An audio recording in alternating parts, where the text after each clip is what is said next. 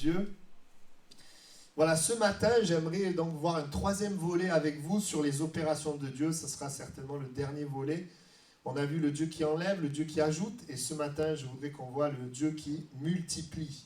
Nous reprenons donc la lecture dans 1 Corinthiens chapitre 12, 1 Corinthiens chapitre 12, versets 4 à 6. Il est donc dit, il y a diversité de dons, mais le même esprit, diversité de ministères, mais le même Seigneur, diversité d'opérations, mais le même Dieu qui opère tout en tous. Amen. Voilà, Dieu opère de différentes manières. Nous sommes dans le contexte des dons spirituels, où il nous est parlé de 9 dons, 9 manières dont Dieu opère. Voilà, et je voulais prendre un petit peu cette image des opérations qu'on apprend à l'école, l'addition, la soustraction, et puis je voudrais voir la multiplication. La parole de Dieu nous montre, oui, Dieu opère de différentes manières, et j'aimerais vous dire ce matin que c'est un Dieu qui multiplie. Il y aurait beaucoup à dire, mais on va ce matin se concentrer sur un personnage, on va l'étudier ensemble, et j'aimerais dire, dans 1 Pierre 1,2, il est parlé de la grâce. Il est dit que la grâce et la paix vous soient multipliées. Amen. Moi, c'est ce que je vous souhaite. Dans Jude 1,2, que la miséricorde, la paix et l'amour vous soient multipliés. Il est un Dieu qui multiplie ses grâces. La grâce, c'est la faveur envers nous, qui peut se manifester de différentes manières. Mais j'aimerais voir dans un premier temps, nous allons donc parcourir la vie de Jacob. J'aimerais voir que même si Dieu multiplie ses grâces, cela ne veut pas dire qu'il n'y a pas de problème, qu'il n'y a pas d'épreuve et qu'il n'y a pas de souffrance. La Bible dit dans 1 Pierre 4,12, « Bien-aimés, ne soyez pas surpris comme d'une chose étrange qui vous arrive, de la fournaise qui est au milieu de vous pour vous éprouver. » Et on va voir que, avant de parler de la multiplication des grâces, il y a parfois dans nos vies la multiplication des problèmes, parfois des combats. Et donc, on voit que ce qui est à l'origine de cette multiplication de problèmes, c'est le péché de l'homme. On voit dans la vie de Jacob, on va donc parcourir quelques épisodes de sa vie. On voit d'abord que Jacob va connaître des problèmes à cause de son propre péché. Péché veut dire manquer le but. Péché, c'est désobéir au commandement de Dieu, passer à côté de la volonté de Dieu. Et j'aimerais rappeler ce matin que le péché, vivre sans Dieu, désobéir, amène des problèmes, amène des souffrances, amène des luttes, des combats. Et on voit dans une des premières histoires concernant Jacob, dans Genèse chapitre 27, versets 8 à 29, on ne va pas le lire parce que ce serait long, mais l'histoire raconte sa mère. Vous savez, dans le peuple d'Israël, à l'époque, il y avait un droit d'aînesse qui revenait à l'aîné. Et Jacob avait un frère aîné qui s'appelait Ésaü, et le père va vouloir bénir son fils. Et voici que la mère de Jacob, pendant que Ésaü est parti chasser le gibier, sa mère va dire à Jacob de mettre les habits d'Ésaü, de couvrir ses mains de peau et de chevreau, et donc de se faire passer pour lui. Elle va aussi préparer un mets donc pour le père, pour Isaac. Et voici que Jacob va mentir. Jacob va pécher. Alors, pourtant, ce qu'il voulait, c'était la bénédiction. Ce n'est pas le droit d'aînesse, c'est la bénédiction de Dieu. Voilà, parce que le droit d'aînesse, il l'a pris en vendant, en proposant à Ésaü un potage, et il lui a demandé le droit d'aînesse en échange. Mais là, c'est pour avoir la bénédiction de Dieu, de son père, et il va vraiment agir de cette manière. Il va pécher, même si ce qu'il veut est bon. Il veut la bénédiction de Dieu, ça c'est bon. Mais la manière dont il va agir, eh bien, il va tromper. Alors on voit, hein, il a agi influencé. Vous savez comment le diable nous amène à pécher? Il nous influence avec des choses extérieures. Et il y a toujours un gain. Il semble qu'en péchant, je vais gagner. En écoutant cette influence, je vais gagner. Je crois que c'est le Proverbe 1 qui dit « Viens avec nous, on va tendre des pièges. Tu auras ta part avec nous. Tu auras le butin avec nous. » Mais la Bible révèle la sagesse de Dieu. Le mal que tu fais à l'autre, c'est à toi que tu le fais. Et on voit dans cette parole, oui, première souffrance, qu'est-ce qu'il va y avoir? Une multiplication de problèmes. Lorsque, bien sûr, Jacob va se faire passer pour son frère, le père ne va rien voir, le père va le bénir, mais il y a la suite après. Ésaü revient, il se rend compte de la chose, et au verset 41, Ésaü conçut de la haine contre Jacob à cause de la bénédiction dont son père l'avait béni. Et Ésaü disait en son cœur, les jours du deuil de mon père vont approcher, et je tuerai Jacob, mon frère. Est-ce que les souffrances qui vont arriver là sont la faute de Dieu? Les souffrances qui arrivent là sont directement liées au péché de Jacob. Premier problème, la haine dans le cœur d'Ésaü. La haine dans le cœur de son frère. Deuxième problème, ça brise la relation avec son frère. Troisième problème, son frère veut le tuer. Donc qu'est-ce qui se passe? Si vous lisez la suite, la peur dans le cœur de Jacob. Quatrième problème, obligé de fuir. Il se retrouve seul. Ce n'était pas prévu ça. Mais voyez la multiplication, l'enchaînement à cause d'un péché. Et cinquième problème, il ne sait pas quand il pourra revenir, quand il pourra revoir ses parents. Il est séparé de sa famille. Nous voyons qu'il y a une multiplication de problèmes à cause de son péché. Si vous connaissez la signification du nom de Jacob, ça veut dire trompeur, usurpateur, celui qui trompe. Et c'est ce qu'il va faire. Bien qu'il veuille la bénédiction de Dieu, il ne va pas agir selon la volonté de Dieu. Il va agir d'une manière fourbée. Et ça, c'est le premier problème qu'on rencontre. Plus tard, alors que Jacob va partir, eh bien, il va aller chez Laban. Voilà. Et chez Laban, il va aimer une de ses filles. Et puis, Laban va lui proposer de travailler 7 années pour lui donner la femme. Alors, c'est un peu bizarre, hein. Il demande de l'argent, en échange, il donne sa fille. Et il va travailler 7 années. Et puis, pour fidèlement, il va se rendre compte que Laban lui a donné Léa. C'est-à-dire celle qu'il ne voulait pas. Il voulait Rachel, il lui a donné Léa. Et il va donc lui demander de travailler encore 7 années pour lui donner Rachel. Nous rentrons maintenant dans une deuxième type de problème, deuxième type de souffrance, des problèmes à cause du péché des autres. C'est-à-dire que Jacob va souffrir de ce que Laban va lui faire. Laban, alors là on voit non seulement il va profiter de lui, il va le tromper, mais quand on regarde la parole dans Genèse 31, verset 38, on voit beaucoup de souffrance. Regardez ce qui est écrit, Genèse 31, 38. C'est Jacob qui parle. « Voilà 20 ans que j'ai passé chez toi. Tes brebis et tes chèvres n'ont point avorté. Je n'ai point mangé les béliers de ton troupeau. Je ne t'ai point rapporté de bêtes déchirées. J'en ai payé le dommage. Tu me redemandais ce qu'on me volait de jour et ce qu'on me volait de nuit. La chaleur me dévorait pendant le jour et le froid pendant la nuit. Le sommeil fuyait de mes yeux. Voilà 20 ans que j'ai passé dans ta maison. Je t'ai servi 14 ans pour tes 2 filles et 6 ans pour ton troupeau, et tu as changé 10 fois mon salaire. » On voit qu'il va souffrir.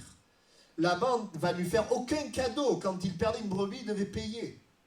Il ne fait pas de cadeau, il change son salaire. Et si vous lisez un petit peu le texte, on voit qu'il y a eu plusieurs souffrances, multiplication de problèmes, tromperie de Laban. Jacob va travailler plus que ce qui était prévu. Il va, à cause de cela, se retrouver avec 2 femmes, ce qui va causer des problèmes également.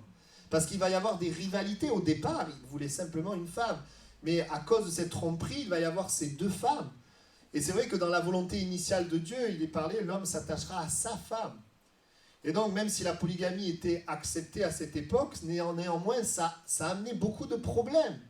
Et on voit des combats, des problèmes dans la famille.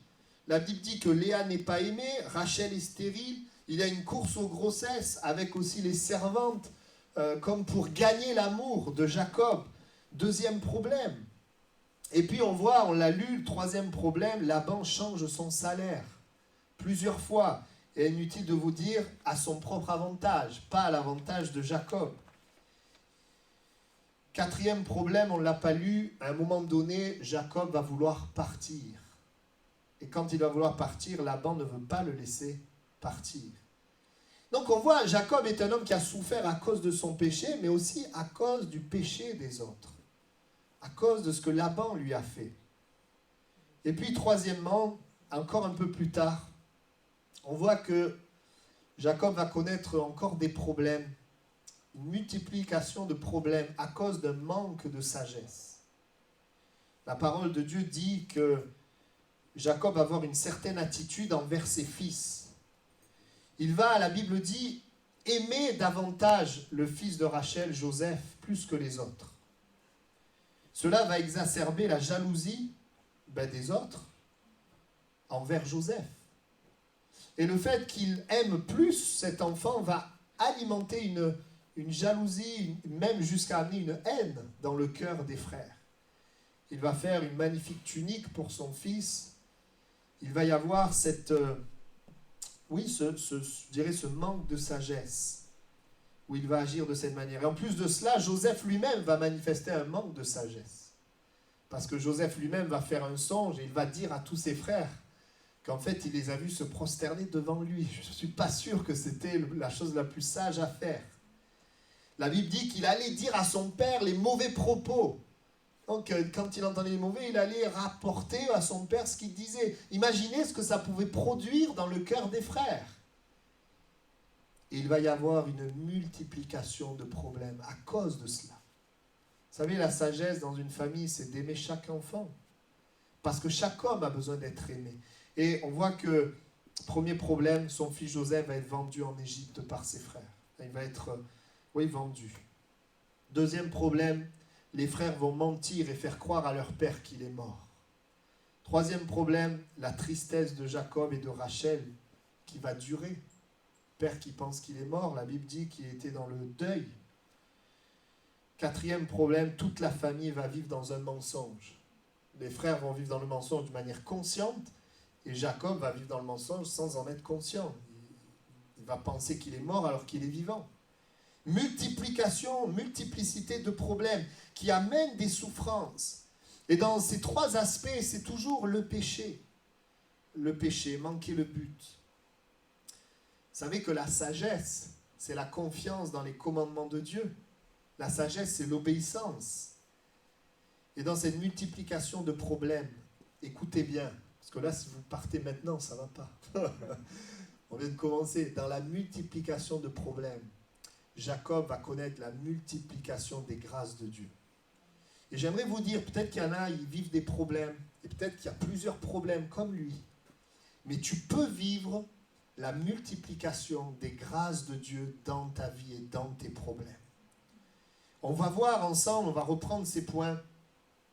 Après que Jacob ait trompé son frère, après qu'il ait dû partir, il est seul, son frère est dans la haine, eh bien, il va se passer quelque chose.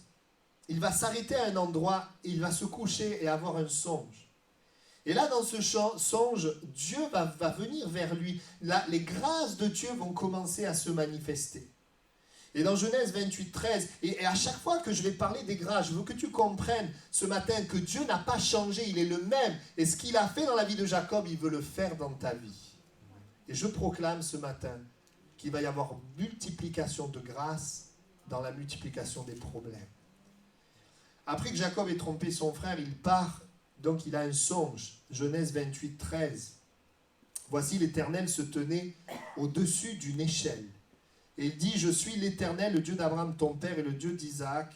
La terre sur laquelle tu es couché, je la donnerai à toi et à ta postérité. Ta postérité sera comme la poussière de la terre. Tu t'étendras à l'Occident et à l'Orient, au septentrion et au Midi. Et toutes les familles de la terre seront bénies en toi et en ta postérité. Voici, je suis avec toi, je te garderai partout où tu iras, et je te ramènerai dans ce pays. Amen.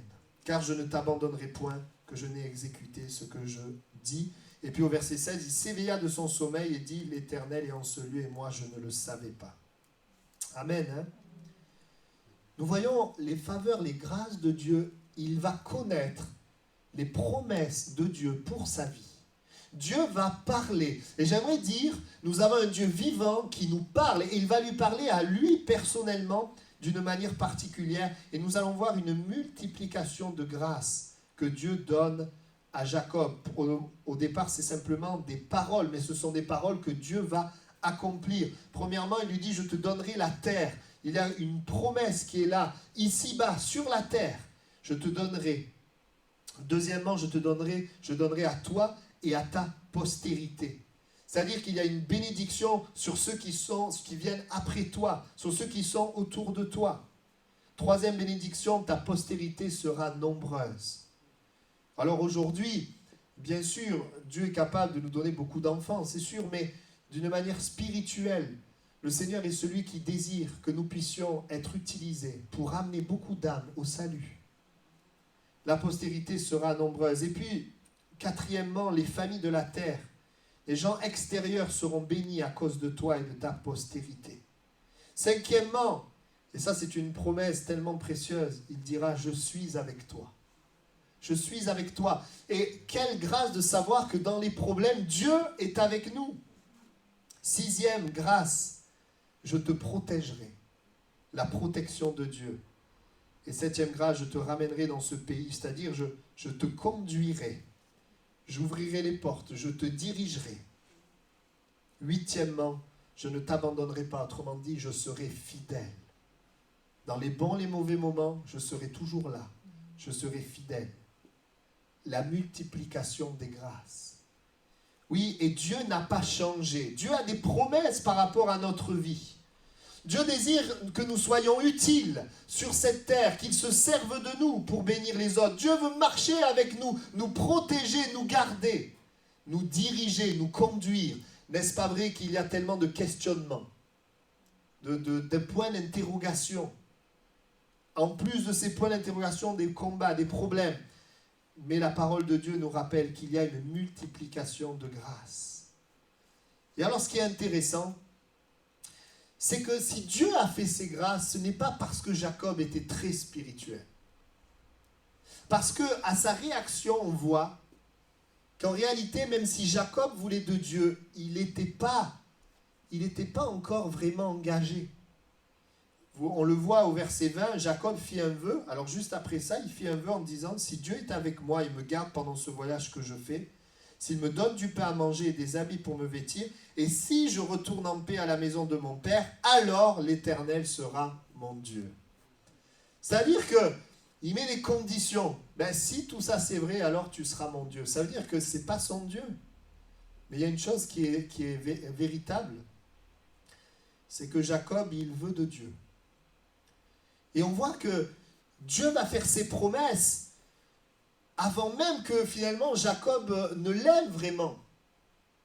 Dieu va faire ses promesses. Pourquoi ces promesses? Pourquoi Dieu multiplie? Eh bien, c'est toute la raison de la vision de l'échelle. On ne l'a pas lu, mais il y avait comme une échelle qui était là, entre le ciel et la terre, avec Dieu qui était en haut et des anges qui montaient et descendaient. Et j'aimerais vous dire que les promesses étaient à cause de cette échelle. Cette échelle, elle représente pour nous la croix. La croix, Christ mort, ressuscité, c'est ce qui permet à Dieu de nous bénir et de nous permettre d'entrer dans son plan. C'est à cause de l'échelle que Dieu pouvait bénir Jacob, et pas à cause de la spiritualité de Jacob, mais à cause de cette échelle qui était là. Et aujourd'hui, toi et moi, nous pouvons connaître les promesses de Dieu, la multiplication des promesses, parce que Jésus est mort à la croix et ressuscité pour nous permettre à vous et moi, pécheurs, d'y entrer, d'être pardonnés, réconciliés, transformés, à cause de l'échelle. Pas à cause de ton amour, à cause de la croix, à cause de son amour à lui. Amen. Et en Jésus, il est possible de vivre la multiplication des grâces dans les problèmes. Et nous voyons dans l'histoire que Dieu va accomplir ce qu'il a dit à Jacob. On voit également, par rapport à Laban qui l'a trompé, on a vu donc par rapport à Ésaü, son frère, quand il fuit, il y a des promesses de Dieu. Par rapport à Laban qui l'a trompé, Dieu va intervenir. Et quand vous lisez l'histoire, en fait, Laban, eh bien, il a trompé Jacob. Et dans Genèse 31, 10, regardez ce qui est dit. Les multiplications des grâces de Dieu. Au temps où les brebis entraient en chaleur, je levai les yeux et je vis en songe que les boucs qui couvraient les brebis étaient rayés, tachetés et marquetés. Et l'ange de Dieu me dit en songe, Jacob, je répondis, me voici. Il dit, lève les yeux et regarde, tous les boucs qui couvrent les brebis sont rayés, tachetés et marquetés, car j'ai vu tout ce que te fait Laban. En fait, il y a eu quelque chose qui s'est passé. Jacob prenait certaines brebis et Laban, il voulait exploiter Jacob. Mais Dieu va intervenir et montrer quelle brebis allait enfanter pour accroître le troupeau. Dieu va intervenir alors que Laban veut le voler. Dieu va intervenir pour que finalement Jacob soit enrichi. Dieu ne va pas laisser Laban piller Jacob, mais Dieu va bénir Jacob. Malgré l'homme qui veut le piller. Et vous savez, on est dans un monde qui cherche son intérêt. Hein. On est dans un monde, il veut vous voler. Si tu reçois un mail, tu as gagné 1 million, tu sais qu'en fait, on veut te voler. On ne veut pas te donner 1 million. On est dans ce monde-là, dans un monde difficile, où à chaque fois qu'on doit signer quelque chose, on est dans la crainte de se faire avoir. Et on a raison. Alors, il ne faut pas que ce soit à l'excès. C'est pour ça qu'il faut connaître les choses. Mais on est dans ce monde-là. C'est tellement bon de savoir que Dieu est avec nous. Et qu'il est le Dieu qui pourvoit quand même il y a des gens qui veulent nous voler. Amen. Nous prendre. Et on voit vraiment que Dieu va multiplier ses grâces et intervenir. Dieu défend Jacob de Laban. Il évite que Jacob soit sans rien. Mais il ne va pas s'arrêter là. On l'a lu, hein, votre père s'est joué de moi, a changé 10 fois mon salaire. Mais Dieu ne lui a pas permis de me faire du mal. Mais en plus de ça, non seulement Dieu défend Jacob de Laban, il évite qu'il soit sans rien, mais il lui donne une bénédiction matérielle abondante. Malgré les problèmes qu'il y a eu, eh bien Dieu va bénir Jacob. Dieu va le bénir. Et puis, le texte dit, la multiplication des grâces continue parce que lorsqu'il va être béni, que Dieu va intervenir pour lui, il va vouloir maintenant partir. Et au moment de partir, il le fait en douce, il ne veut pas le dire. Et Laban l'apprend, et Laban le poursuit, il veut lui faire du mal. Mais Dieu intervient. Vous vous souvenez de la promesse, je te protégerai. Et dans Genèse 31, 29, quand Laban arrive, eh bien, il dit à Jacob, ma main est assez forte pour vous faire du mal, mais le Dieu de votre père m'a dit hier, garde-toi de parler à Jacob, ni en bien, ni en mal. Dieu a permis que Laban est un songe, je crois que c'est un songe où Dieu lui dit, tu ne feras pas de mal à Jacob. Et voici que Dieu va le protéger. Multiplication de grâce. Malgré les problèmes, malgré les combats, on voit qu'il va être protégé. Si j'avais continué, il y a une histoire, je ne veux pas m'étendre dessus, mais il y a un moment donné où, dans un pays, Sichem, il y a un homme qui va coucher avec une des filles de Jacob. Et les frères, ils vont avoir comme un stratagème, ils vont leur demander d'être circoncis, en fait, pour accepter que ce fils se marie avec leur sœur. Et en fait, au moment où ils sont circoncis, ils vont tuer tout le monde, tous les mâles. Ils vont avoir... Et qu'est-ce que Jacob va dire? Mais qu'est-ce que vous me faites? Les Cananéens vont venir contre moi. Et là, je voyais ça cette semaine.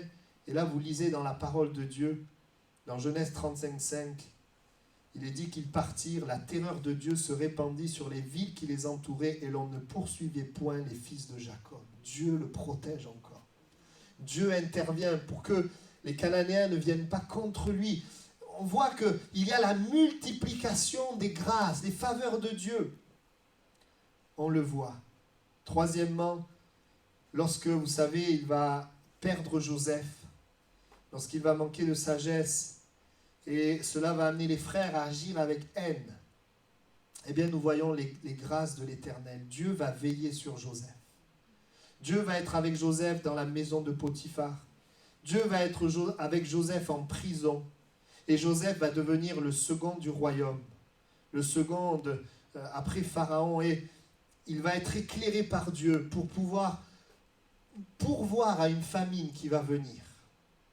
Joseph va être l'instrument de Dieu pour pourvoir à la famine. Et on voit la multiplication des grâces parce que pendant que cela se passe pour Joseph, Jacob est avec ses fils et il va subir la famine.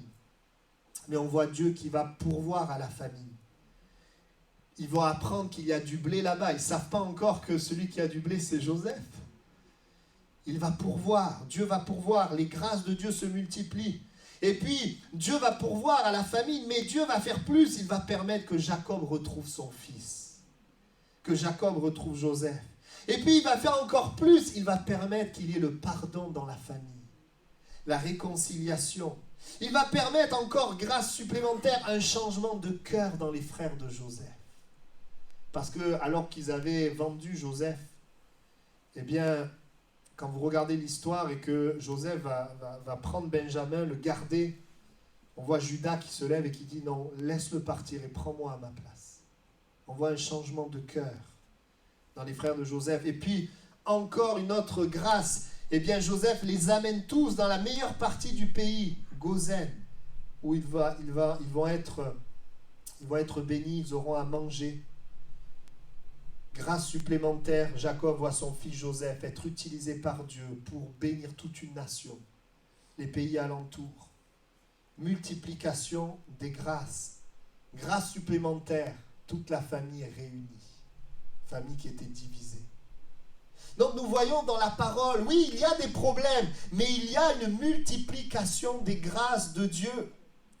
Et toutes ces grâces, Dieu veut nous les accorder à cause de Jésus-Christ. Dans nos vies. Il désire que nous vivions le plan, son plan, les projets qu'il a prévus pour nos vies, avec nos vies, pour sauver ceux et celles qui sont autour de nous, qui meurent. Que son nom soit béni. Et puis, avant de voir, parce qu'il y a un point important que je voudrais souligner dans la vie de Jacob, parce que les multiplications des grâces ne sont pas automatiques. Nous allons voir quelque chose, un point que je voudrais aborder, mais avant d'aborder ce point, j'aimerais voir avec vous quelque chose qui a attiré mon attention. Alors, ce n'est pas toujours facile à exprimer, je vais essayer de l'exprimer clairement. Avant que Jacob entre dans des problèmes, il était dans une certaine situation.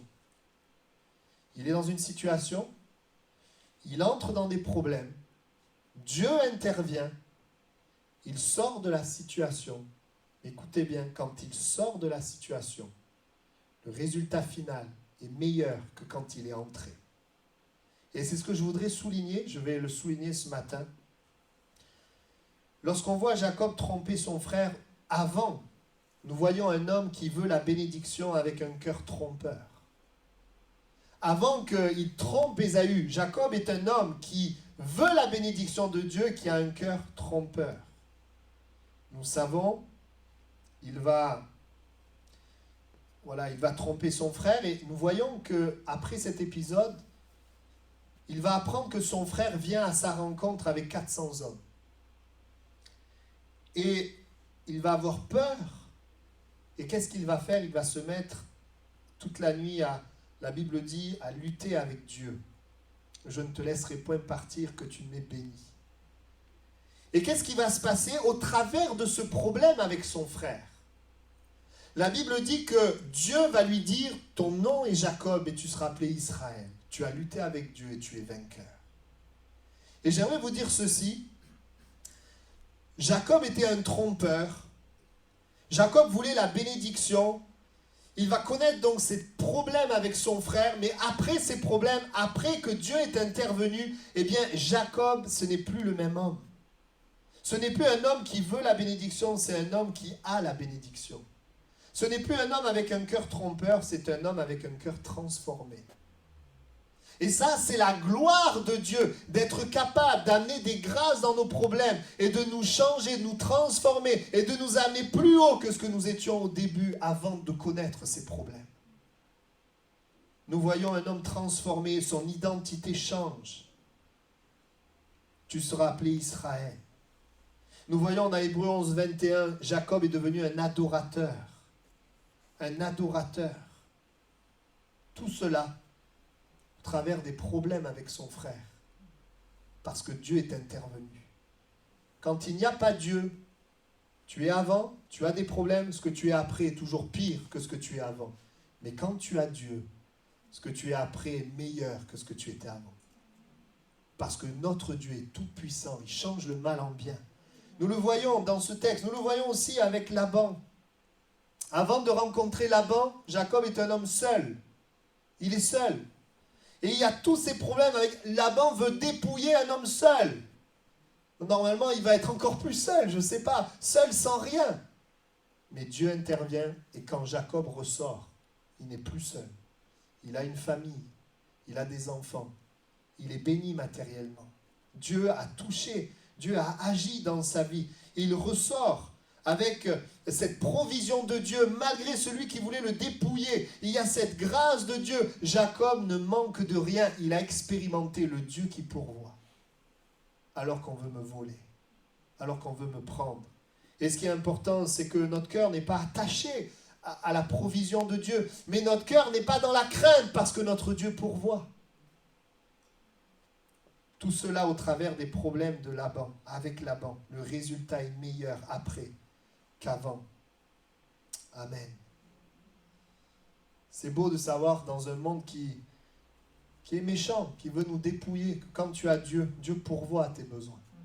Tu ne manqueras de rien. Ne t'inquiète pas de ce que tu mangeras, ce que tu boiras. Je pourvoirai, je serai avec toi et je te bénirai. Notre Dieu n'a pas changé, hein. C'est toujours ce Dieu-là.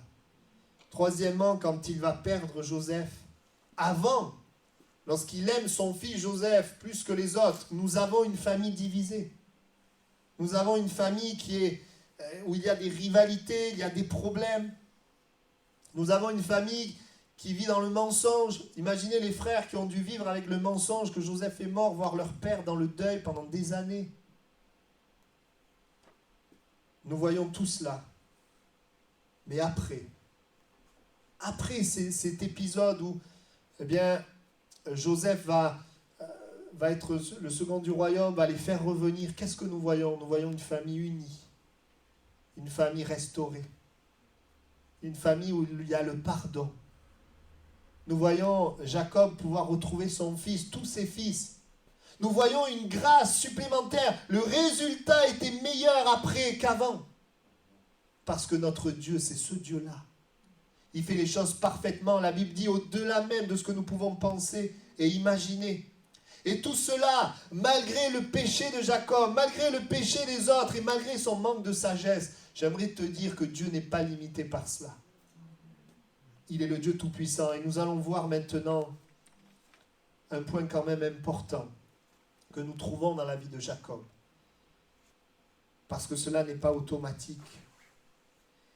Et lorsque j'ai lu tout à l'heure Jude 2, que la miséricorde, la paix et l'amour vous soient multipliés, à qui s'adresse cette déclaration? Eh bien, au verset 1, Jude dit: Jude, serviteur de Jésus-Christ et frère de Jacques, à ceux qui ont été appelés, qui sont aimés en Dieu le Père et gardés pour Jésus-Christ. À qui cela s'adresse? En fait, à ceux qui aiment Dieu, à ceux qui aiment Jésus, à ceux qui veulent de Dieu, à ceux qui veulent de Jésus. Et il y a quelque chose que nous voyons, c'est que Jacob était un homme avec des problèmes, un homme avec des péchés, un homme qui subissait aussi le péché des autres et qui a manqué de sagesse. Mais il y a une chose qu'on ne peut pas enlever à Jacob. Jacob était un homme qui voulait de Dieu. Et c'est ça qui est important.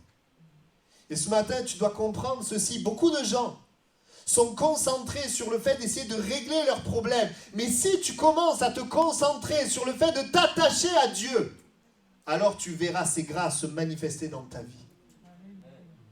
Parce que oui, il y a des problèmes. Et parfois, nous essayons, même en tant que chrétiens, de résoudre notre problème sans finalement nous attacher à lui, le chercher lui, nous approcher de lui.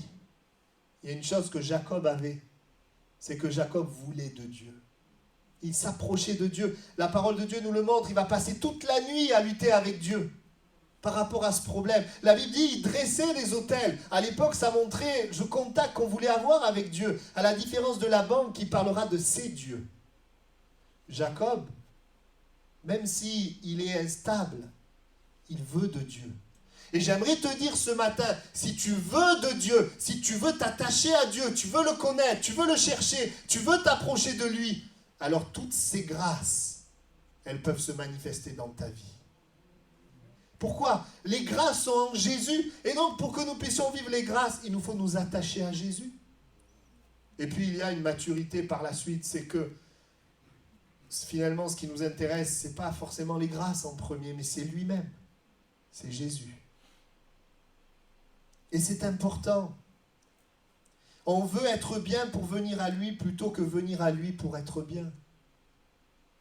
Cherche plutôt à venir à lui. à t'approcher de lui, à compter sur lui, à t'abandonner à lui, plutôt que d'essayer de changer, d'être bien par tes propres forces, sans t'approcher de lui. Amen. Beaucoup de gens essaient juste de sortir de leurs problèmes. Mais il y a un appel ce matin à aimer Dieu, à nous attacher à Dieu, nous attacher à Jésus. Et vous savez, quand on est chrétien, on aime Jésus, mais on peut perdre le feu du premier amour. Au début, on aime Dieu, on aime Jésus, mais on peut perdre cet amour et on peut petit à petit glisser et finalement vivre comme les gens qui n'ont pas Dieu. Mais notre appel, et c'est tellement réconfortant, ça m'a tellement aidé dans ma vie. Parfois, je regardais ma vie et je voyais tout ce qui n'allait pas, sans arrêt centré sur tout ce qui n'allait pas, tout ce qu'il faudrait que ça soit, tous les changements qu'il faudrait qu'il y ait. Et puis vous savez, vous regardez à ça, vous êtes découragé. Et un jour, j'ai compris que ce que Dieu attend de moi, c'est juste un cœur qui s'attache à lui, qui regarde à lui. Pas à moi, pas à mes problèmes, qui regarde à lui, qui m'attache à lui, qui l'aime lui. Et alors que je fais cela, Dieu me transforme, change, Dieu agit, Dieu multiplie ses grâces. Ça peut t'aider, t'encourager, te libérer ce matin. Arrêtez de regarder à nous-mêmes et regardez à lui. Là, ce qui a de la valeur aux yeux de Dieu n'est pas ta perfection, mais ton cœur qui se tourne vers lui malgré ton imperfection. Et c'est là où tu vas être transformé. Bien sûr qu'on veut changer, on veut progresser, mais le fait de chercher le progrès sans s'attacher à lui, sans venir à lui, c'est une illusion. C'est quand Jacob est venu à Dieu qu'il a été changé et que son nom s'est transformé. C'est pas quand Jacob a essayé peut-être de résoudre les problèmes. Vous savez, au début, il a envoyé des cortèges pour essayer d'apaiser son frère, mais c'était pas ça. S'attacher à Dieu. Amen. Et j'aimerais te dire ceci. Nous sommes sur cette terre. C'est parce que nous sommes sur cette terre, dans un corps de chair, qu'il y a des problèmes et des combats. Notre péché, le péché des autres, le manque de sagesse, amène des problèmes. J'aimerais vous dire ceci, pour tous ceux et celles qui s'attachent à Dieu, qui cherchent le Seigneur, qui aiment sa parole, j'aimerais te dire que non seulement Dieu va multiplier ses grâces, mais que le résultat sera plus glorieux que lorsque tu es entré dans ces problèmes. J'aimerais terminer avec cet épisode de ma vie. Il y a maintenant plusieurs années, en 2010, nous avons eu notre premier enfant. Nous étions un jeune couple, nous avions 25 ans. Et il y avait beaucoup de choses en nous qui avaient besoin de changer. Et la venue de ce premier enfant a été tellement compliquée. Et cela a amené toutes sortes de problèmes. Il y avait en même temps de la venue de cet enfant, j'étais dans le service de Dieu, je commençais à servir Dieu, une forte pression qui était là sur mon cœur. Je ne vivais pas le service de Dieu dans la paix, mais dans la pression. Et quand vous vivez dans la pression, ça transparaît dans votre famille. Il y avait la pression, il y avait ce bébé qui arrivait, les nuits compliquées, c'était tellement déstabilisant. Notre couple a commencé à avoir des problèmes. Ça a été difficile. Il y avait toute l'impatience qui se manifestait, la colère. Et voici ce qui s'est passé alors qu'on a eu ce premier enfant, eh bien, alors que peut-être nos problèmes n'étaient pas réglés, il y a eu encore un deuxième enfant. Et puis nous en avons eu un troisième. Alors on voulait faire une famille nombreuse, mais pas aussi nombreuse. Bien sûr, on est heureux de tous les avoir. On a eu un enfant, 2 enfants, 3 enfants, 4 enfants, 5 enfants, jusqu'à dernièrement 6 enfants. Et à chaque fois qu'il y avait des enfants, il y avait des problèmes. Des problèmes parce que quand tu as beaucoup d'enfants, tu as beaucoup de problèmes. Et quand dans ton cœur, tu étais impatient, à vite t'énerver, etc., c'est de plus en plus compliqué. C'est de plus en plus difficile. Mais dans tous ces problèmes, j'avais l'impression, à chaque fois que peut-être j'arrivais, vous voyez, au bout d'un enfant, 2 enfants, j'arrivais à gérer, le troisième arrivé, c'est encore plus compliqué. Plus difficile. En plus, il y avait la pression du travail, etc. Et j'ai vu la grâce de Dieu. J'ai vu les multiplications des grâces. J'ai vu d'abord le Seigneur me donner la paix dans le service, au bout d'un certain nombre d'années. De plus amener un poids, une pression dans ma famille. J'ai vu aussi la grâce de Dieu dans le cœur de ma femme. J'ai vu une patience qui est bien plus grande que la mienne. j'ai vu aussi le Seigneur me transformer. Me donner d'être plus patient. Et aujourd'hui, je ne suis pas arrivé. Mais aujourd'hui, je ne suis pas le même que lorsque j'ai eu mon premier enfant. Le Seigneur a formé la patience. Et je ne savais pas que Dieu allait le faire au travers dans ces problèmes-là. Parce que c'est pas que les enfants sont un problème, mais quand vous avez beaucoup d'enfants, il y a beaucoup de disputes, beaucoup de choses à gérer, beaucoup de choses. Alors quand ils sont petits, c'est plus physique. Quand ils sont grands, c'est plus mental. Mais quand même, c'était pas évident. Et j'ai vu vraiment la grâce de Dieu. J'ai vu le Seigneur aussi dans ces moments où c'était difficile, comment les éduquer, comment les enseigner, comment faire. Dans ces moments, eh bien, vous savez, on s'attache à Dieu. On cherche Dieu. Et j'ai vu le Seigneur me parler et me donner des indications sur comment faire. Et tout cela m'a béni. Aujourd'hui, avec le recul, je vois la restauration de mon couple, même l'amour qui a grandi dans notre couple. Dieu qui m'a enseigné sur les enfants, Dieu qui m'a donné plus de patience, Dieu qui m'a donné la paix dans le service, Dieu qui a pourvu de l'espace aussi pour nos enfants pour qu'ils puissent bouger. Je vois la multiplication des grâces dans les problèmes que j'ai eus. Et qu'est-ce que j'ai fait? Je me suis juste attaché à Dieu. Juste resté avec Dieu. Et on n'est pas toujours au top. Mais on prie, on crie à lui, on compte sur lui. Parfois on baisse les bras.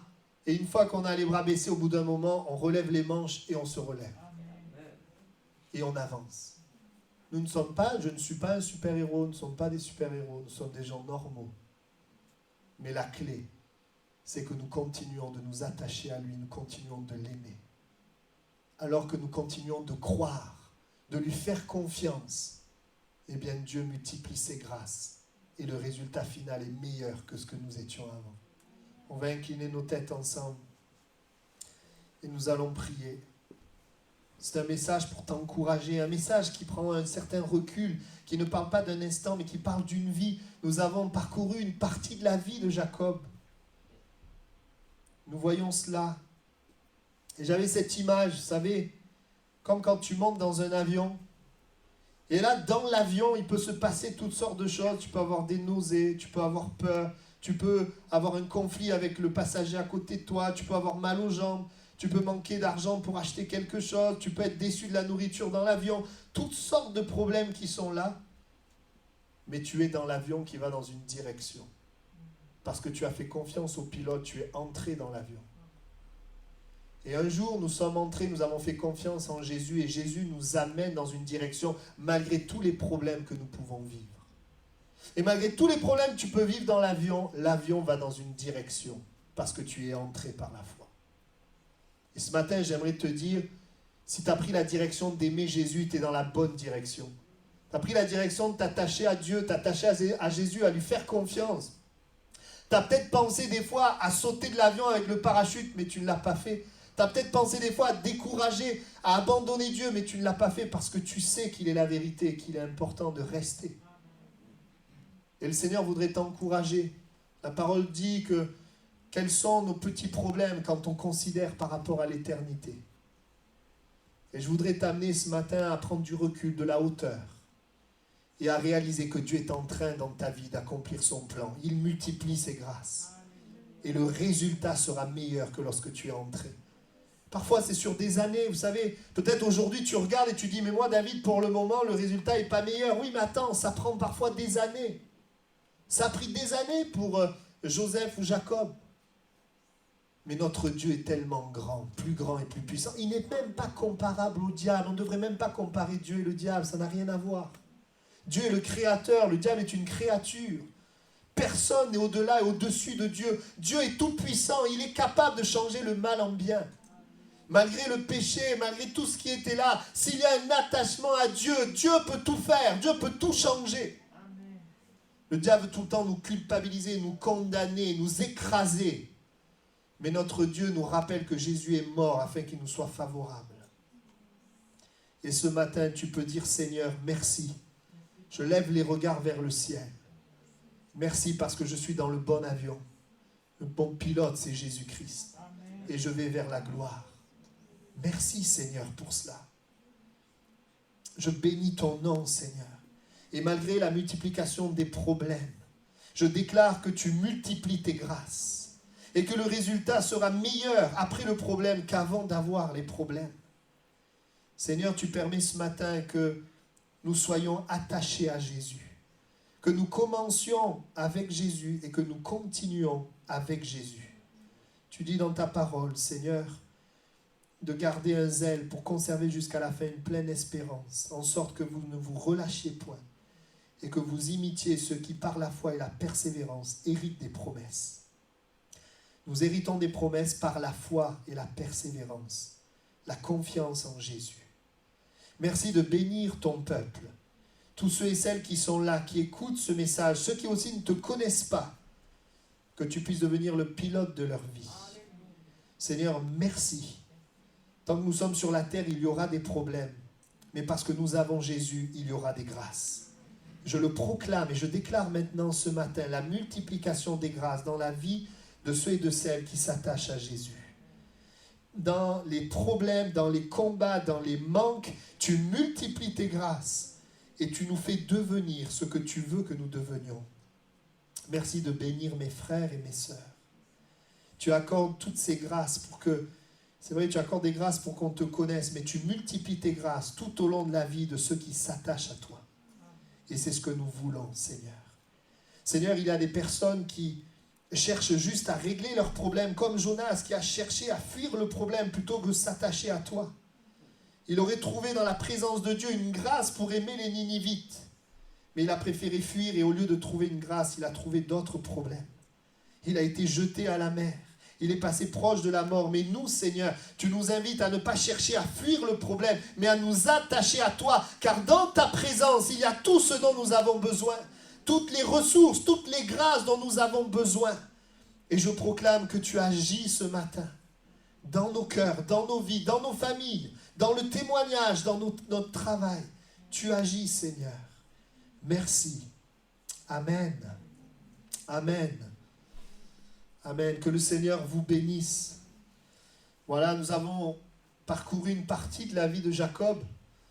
Vous savez, ça m'a beaucoup encouragé. Je vous invite, frères et sœurs, à ne pas vous centrer sur vous. Vous serez découragés. Mais centrez-vous sur lui. Vous savez, la Bible dit que celui qui porte beaucoup de fruits, ce n'est pas celui qui fait des efforts. C'est celui qui demeure en lui. Et demeurer en lui, ça veut dire quoi? M'attacher à lui, regarder à lui, faire confiance. Et nous rassemblons, vous savez, ce n'est pas toujours facile. Pas pour faire dans un premier temps, nous rassemblons d'abord pour croire. Et quand nous croyons, après nous faisons. Mais croire est important, faire confiance. Alors, frères et sœurs, que Dieu vous donne une semaine où Dieu multiplie ses grâces. Même s'il y a des problèmes, vous êtes d'accord qu'on ne va pas focaliser sur les problèmes? On va les considérer, on va les apporter à Dieu, mais on va se focaliser sur lui. Voilà, que Dieu vous bénisse. Bon dimanche à tous.